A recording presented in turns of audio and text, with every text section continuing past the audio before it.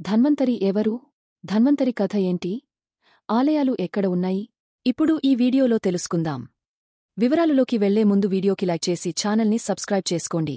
దేవతలు రాక్షసులు సాగర మదనం చేస్తున్నప్పుడు ధనత్రయోదశినాడు శ్రీవిష్ణుడు ధన్వంతరి ఆకారంలో అమృత కలశాన్ని పట్టుకుని కనపడతాడు.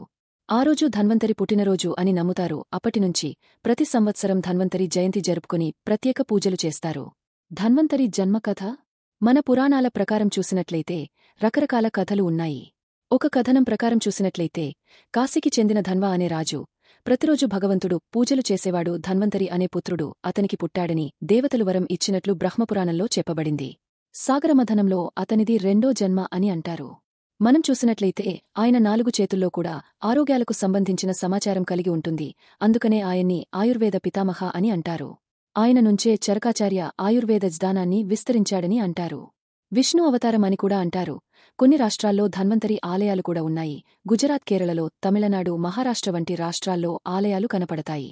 అలాగే అమెరికా, జర్మన్, రష్యా వంటి దేశాల్లో కూడా ధన్వంతుని ఆరాధిస్తారు. ధన్వంతరి పూజ ఎప్పుడు చేస్తారు?